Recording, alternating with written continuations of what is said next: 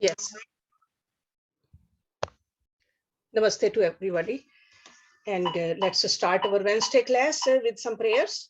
Om Guru Brahma, Guru Vishnu, Guru Devo Maheshwaraha, Guru Sakshat Parbrahma, Tasmai Shri Guruve Namaha. Om Bhu Bhuva Swaha, Tatsavitra Varenayam, Bhargo Devasya Dhimahi, Diyo Yo Nah Prachodayat, Asto Ma Satgamya, तमसो मा ज्योतिर्गम्या मृत्योर्मा अमृतं गम्या ओम सहना भवतु सहना भुनक्तु सवीर्यं कर्वावहि तेजस्विनावधीतमस्तु मा विद्विषावहि ओम शांति शांति Shanti Om.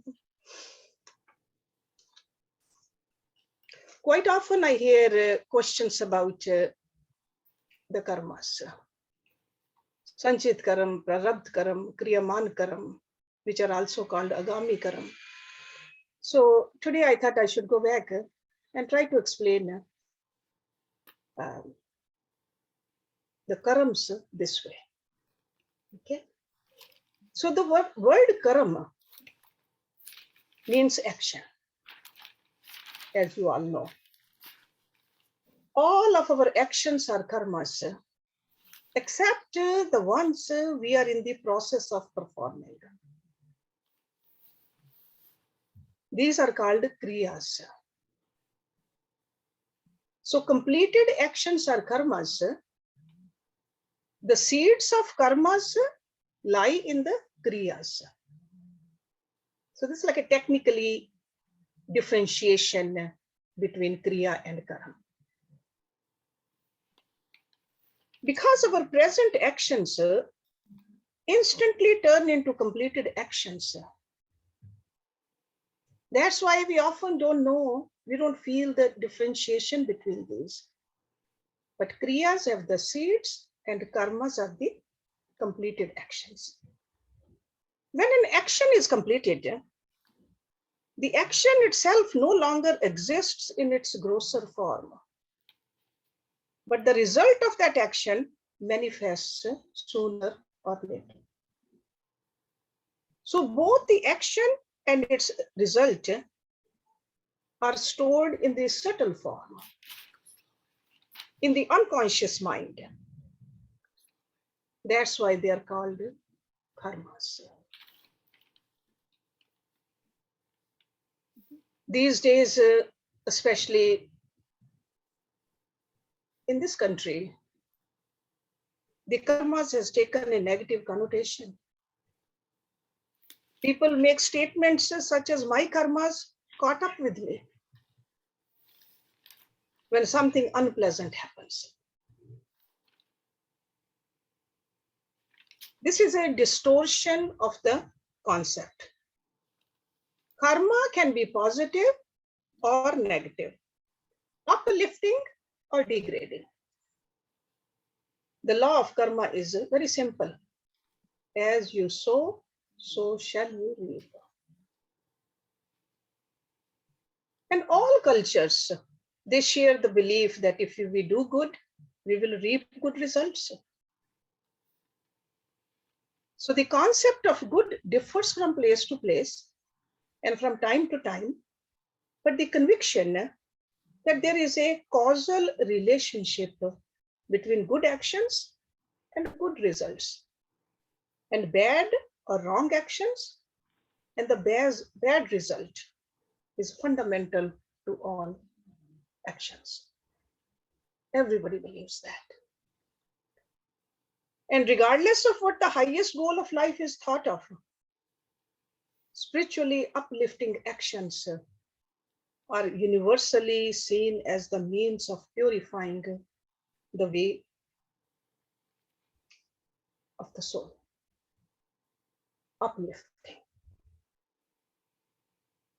And action we perform through our mind, mental. Actions are performed through our words also, which are called verbal, and actions are performed with our body also, which is called physical. So mental, verbal, or physical, they all create subtle impressions in our unconscious mind. When we continually repeat the same action, these impressions are strengthened until eventually they become so powerful that we are unable to resist their strong currents. We are swept into performing actions that match these impressions. In other words, subtle impressions, which are called sanskars, are born from our actions. And in turn, our actions are motivated by subtle impressions. This is a vicious cycle that once in motion, it's very difficult to break. This cycle, action creating impressions, which in turn drive our actions, is the law of karma.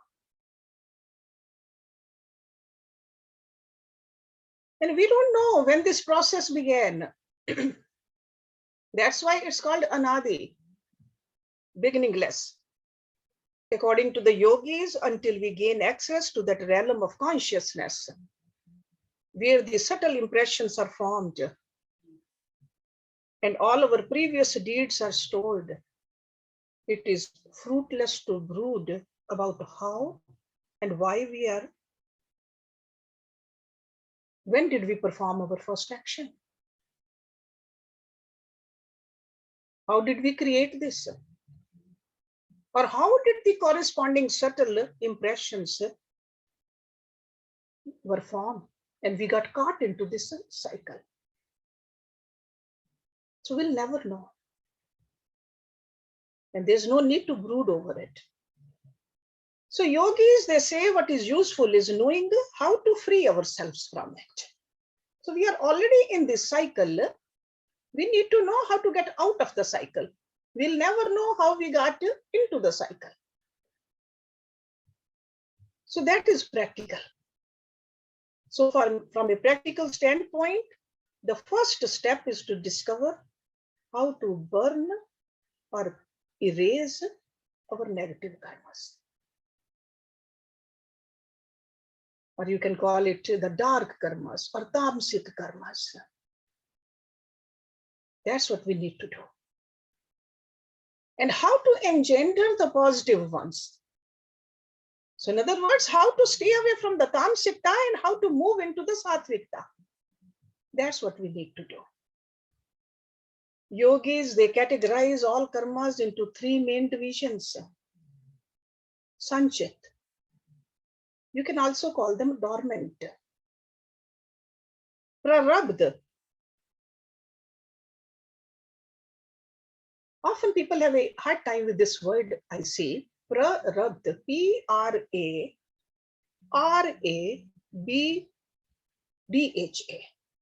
Prarabdha. Those are the active karmas. So Sanchit karmas are dormant, Prarabdha karmas are active, and Kriyaman karmas are the potential. Okay. So the literal meaning of Sanchit karam is also called stored karmas. These are dormant. They will become active only when the conditions are ripe. It's almost like a seed corn stored in a silo. Sanchit karam will sprout and bear fruit if they are planted in a viable place in the proper season and receive the right amount of sustenance. Okay, so a lot of Sanchit karmas. Time hasn't come for that yet. And you cannot force the time to come. And the Prarabdha karmas have already started producing fruit. That's why I said they are active. These are like seed corn which has been removed from the silo planted and now growing. And the life of these plants is determined by the fertility of the soil, climatic conditions, and the prevalence of disease and insects. So there are a lot of factors involved in there. So active karmas are like these plants. And when conditions are favorable, our dormant karmas become active, shaping our life and its circumstances. We try to do our best, and the success depends upon many variables. And most of the variables are unpredictable. So prarabdha karmas constitute our destiny. Prarabdha literally means already in the process of producing fruits. That's called prarabdha. There is much to be done once the cycle of karma has reached the stage of destiny. But the process of reaping the fruits of destiny can be managed wisely. Wisdom can be applied there. For example, the fruits can be stored or given up. If we are attached to the fruits of the action, we will store them. And if we do, there is a good chance they will sprout and the cycle will begin again. This we got to understand. That's why Lord Krishna in Bhagavad Gita, he's telling Arjuna, be a yogi. Do not keep on storing. Do not expect the results. Do not get attached. Just do your duty only. And the third kind, which I said, potential karmas, kriyaman karma, and another name for this is agami karma also, are those which have not yet been created. Agami means anavala, the future. So karmas yet to be performed. These can be compared to the ears of corn which have not yet formed. If we let the plant grow, it will form ears and eventually yield fully mature kernels in the natural course of events. Similarly, under the so-called normal circumstances of life, the condition to which we are born, under which we live, we find ourselves performing actions, all of which bear fruits. But over here, the analogy breaks down. Corn has no free will. Depends totally on nature for its survival. We seem to have more free will and are less dependent on nature. We may not be able to stop the course of events covered by prarabdha karma, but we are free either to accumulate the fruits of actions or renounce them. We have that, the free will. Hoarding the fruits creates an environment of further involvement and creating potential karmas. Hoarding the fruits. But those who entertain destiny joyfully and wisely, who are free from both attachment and aversion to the experiences that destiny brings, they can renounce the fruits of their actions. And outcome of that is they do not form potential karmas. Now you see the yogic philosophy, how does it help us? How does that message which is given by Lord Krishna in Bhagavad Gita helps us? Yogic texts use another metaphor, which is drawn from archery to explain these three kinds of karmas. Because when these texts were written or compiled Archery was not a sport, but an essential skill for a warrior. Sanchit karmas are like arrows stored in the quiver, ready to be into the bow, but not yet though. That's a sanchit. The bows are stored in the quiver. Prarabdha karmas are like arrows already in flight. Cannot change. And kriyaman karma, potential karmas, are like arrows that have not yet been made. Although all the components are present, the wood is there, the metal is there, everything is there, but the arrows have not been formed yet. Arrows, like any other weapon, are made for a reason. Because why the weapons are created? Once they have been shot, the warrior requires more arrows. So more will be made. When the quiver is empty, then more arrows will be made to put in there. The same thing happens with the cycle of karmas. From a dormant to active to potential, back to dormant, and again the cycle. The cycle continues in the same fashion. That's why I said it's called Anadi. We don't know where it started. What was the very first karma we did? And we'll never know. History tells us that there has never been a weapon manufactured that was not eventually used. Similarly, once karmas have been created and stored, they must show their effect somewhere, sometime. Just like weapons. With weapons, the safest course is to destroy them before the impulse to use them arises. If this is not possible, the next best option is to entrust them to someone who is wise and balanced. This also applies to dormant karmas. The safest course is to either burn them in the Gyan Agni, according to Bhagwan Krishna. Gyan Agni is what? To fire of knowledge.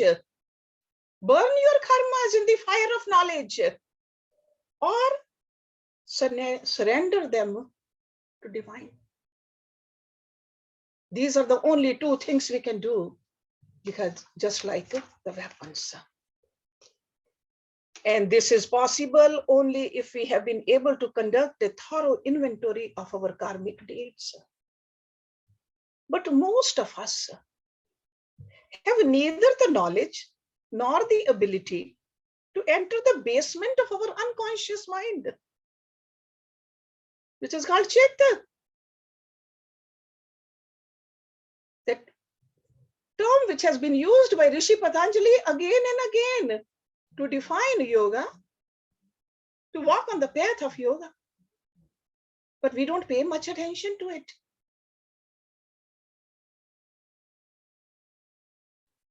Because our karmic deeds are stored in the form of subtle impressions in our chitta. Remember that. And chitta is what? Part of our subtle body. Suksham sharir. It's our sharir. We are so ignorant about even this sharir.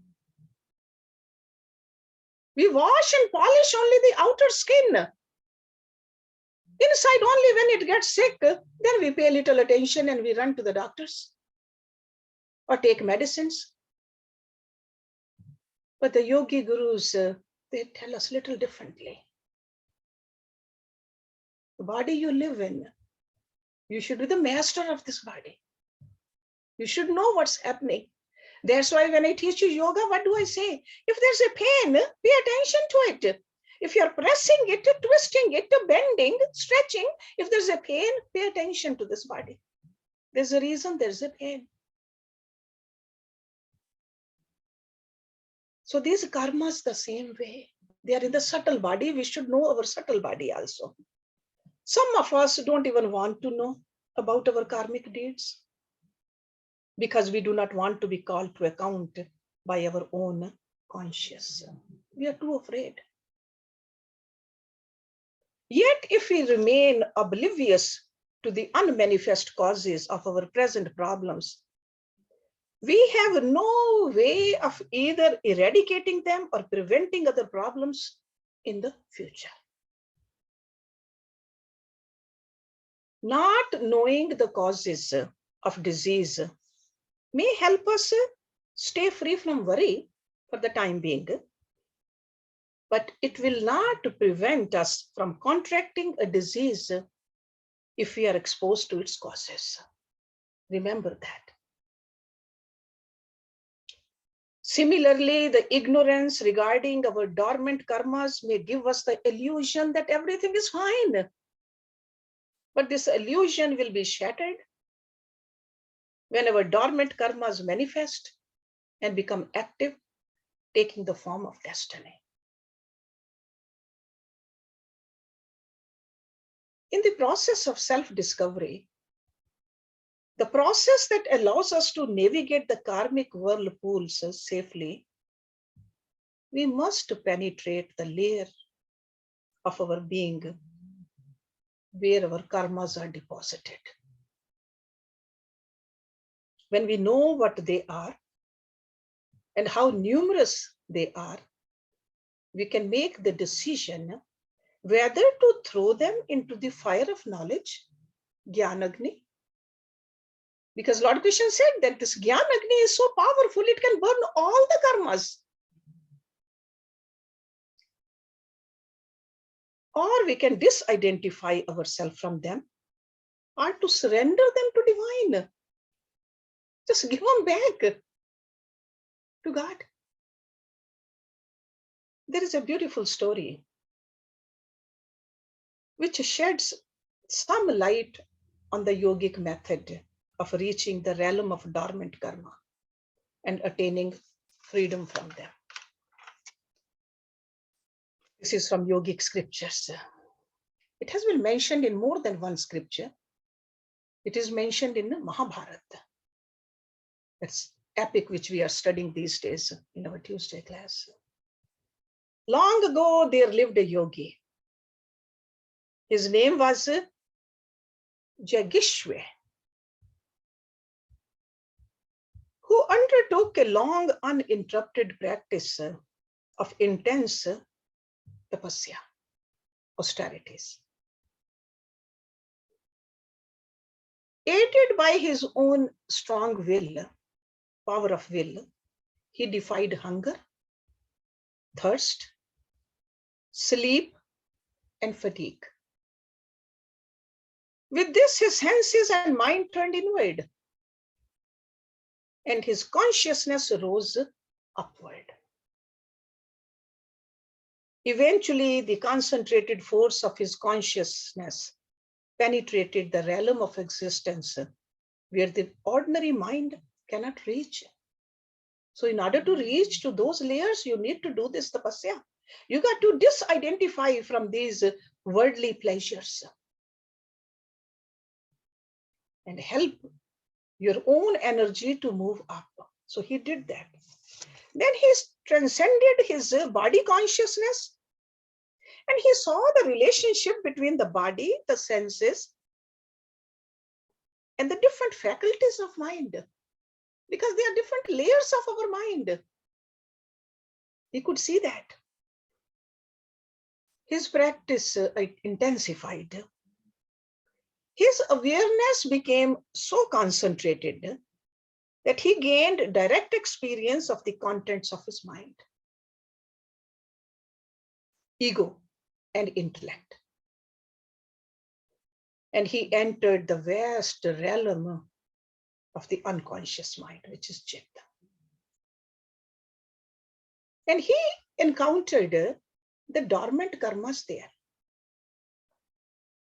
Those karmas he saw related to the millions and millions of past lives.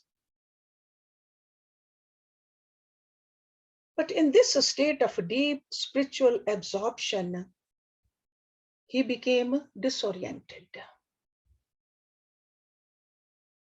Although his mind was clear and one-pointed, he could not tell whether he was dreaming or whether the contents of his consciousness were being presented in the screen of pure consciousness. He focused more intently. His confusion vanished because of that concentration, and he did realize he is in samadhi. His consciousness had transcended the realm of time and space, and he was being blessed with the intuitive experience of his sanchit karmas. And all his past lives, they were right before him. Then he allowed his consciousness to expand further. He traveled deeper into the backyard of time. The more he researched, the more he discovered about himself. This experience was shocking for him. He was overwhelmed by those numberless life forms he had assumed in the past. He had been a king. He had been a beggar. He was also an insect, an elephant, a demon, a celestial being, and everything in between. He had hurt others, and others had hurt him. He saw millions of individual souls. Some he had hated, and they had hated him. And some he had loved, and they had loved him. Everything that had happened to him had created an impression on him. All those millions of lives. Before entering this state, he had not been aware of those deposited impressions, nor had he been affected by them. But now he could see all that clearly, that they would eventually manifest because they are the sanchit karmas. This realization forced him to ponder issues he had never thought he would anticipate. Like what?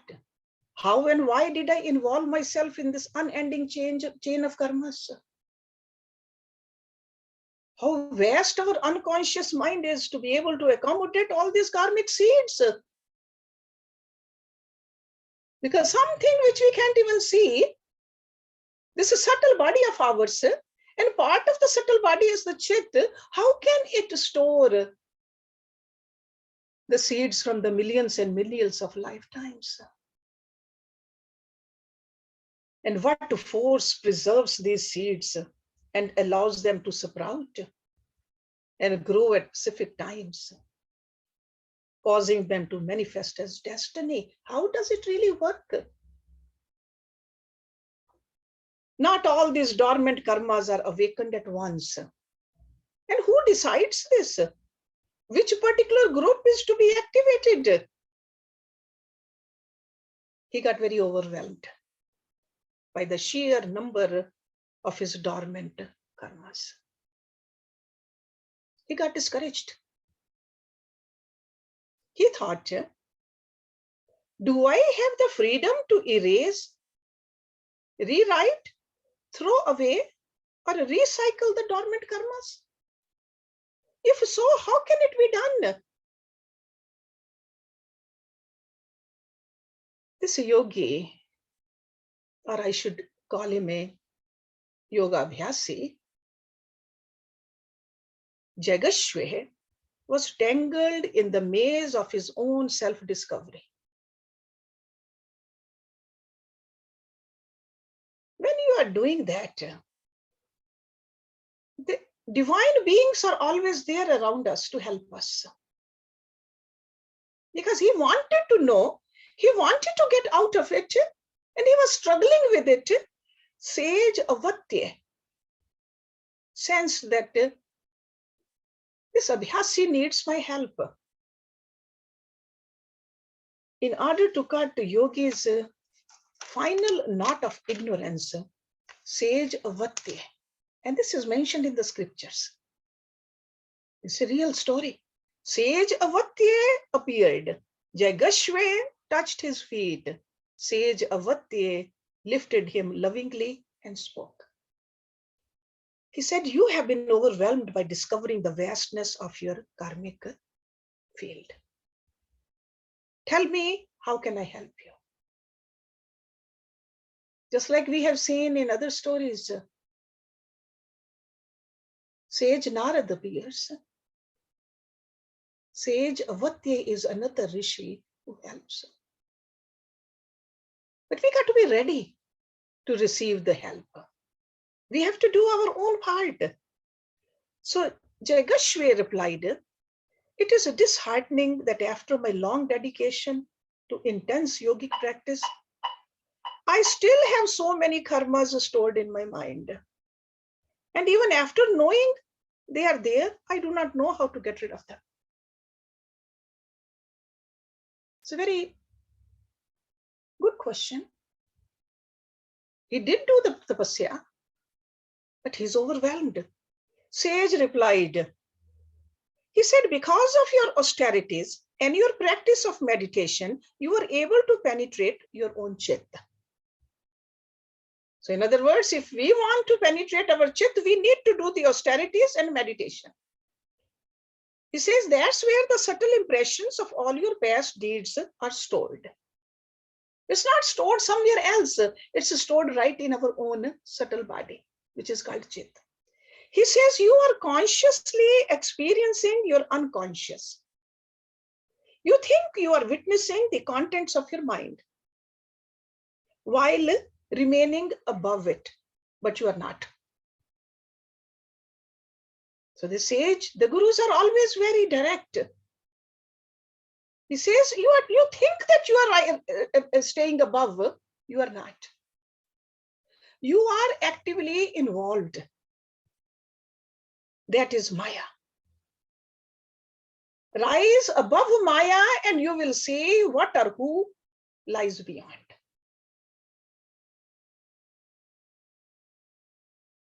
Then he says, how can I rise above Maya?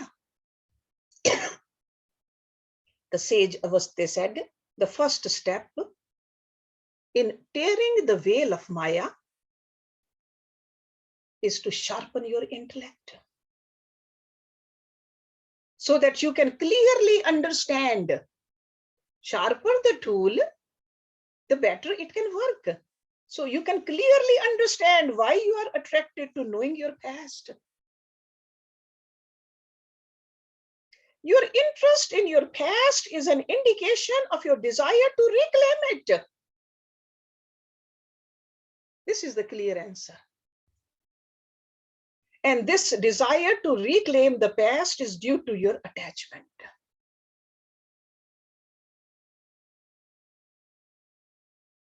What did I do in the past?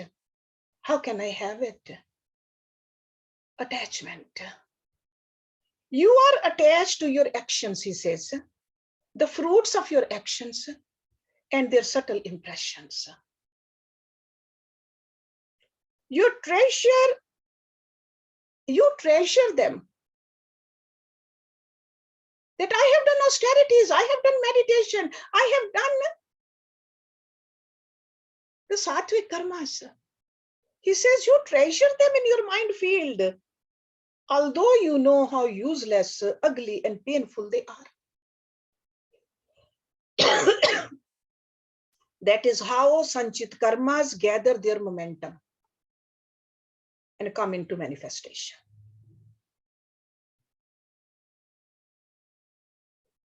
You must understand that every karma, to some degree, contains inherent misery. Lord Krishna says again and again. Rishi Patanjali said that too. Every karma, there is an inherent misery in there. Either you will get bored with it or it will be taken away from you. True knowledge lies not in knowing your karmas, but rather in knowing their inherent nature. This is what this sage is saying. This type of knowledge will give you freedom from the effects of your dormant karmas. Whenever a memory either grieves or thrills you, the sage warned, it is your attachment giving energy to that related dormant karma.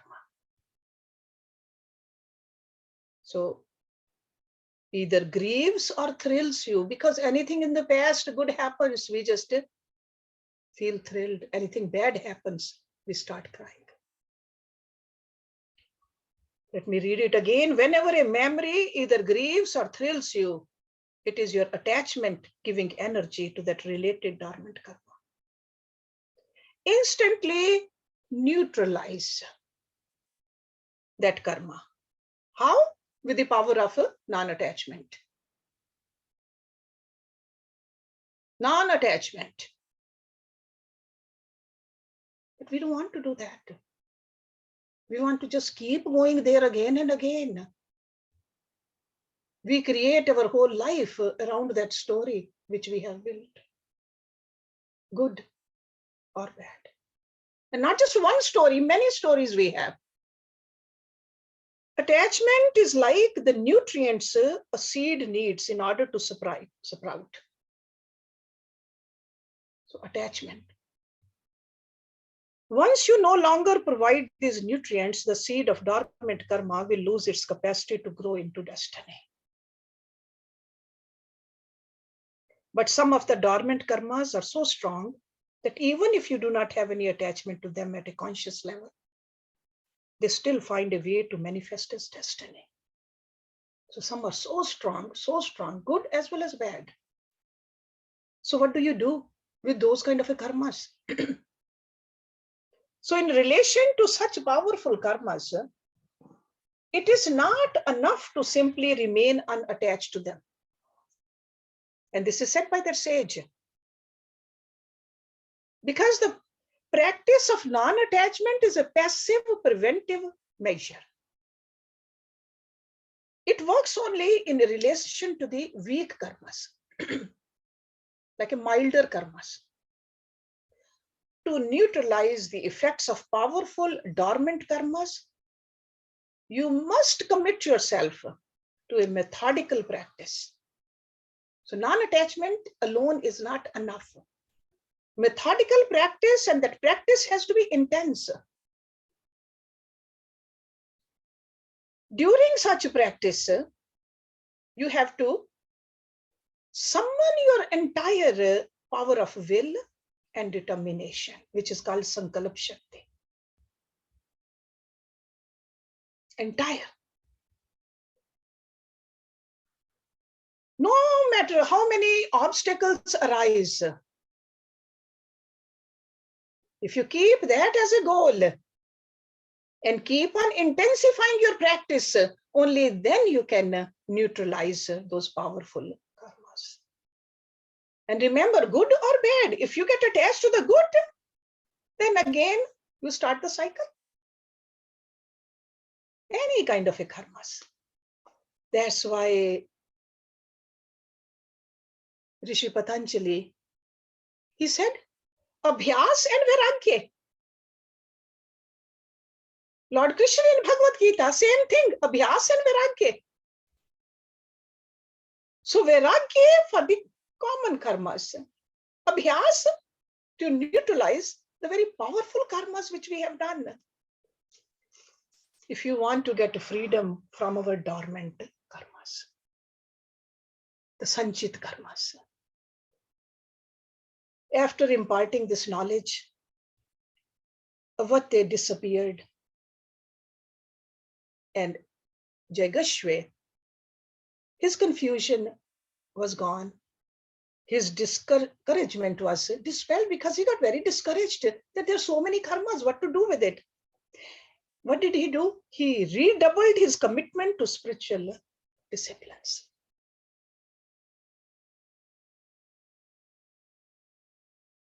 This is a very powerful story mentioned in the scriptures, not to discourage us, but to encourage us.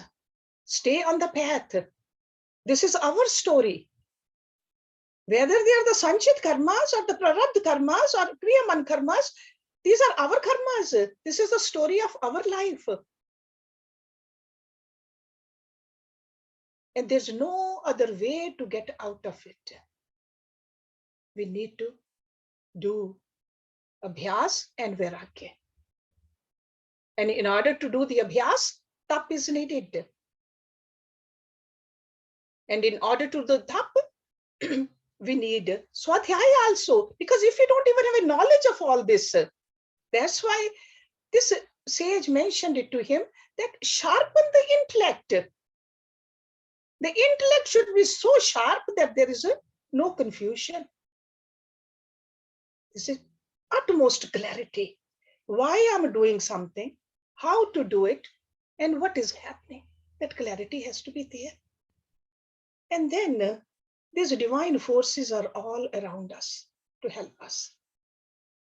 That is another reason in the scriptures when they say that this Muni appeared, sage appeared, yogi appeared, God appeared.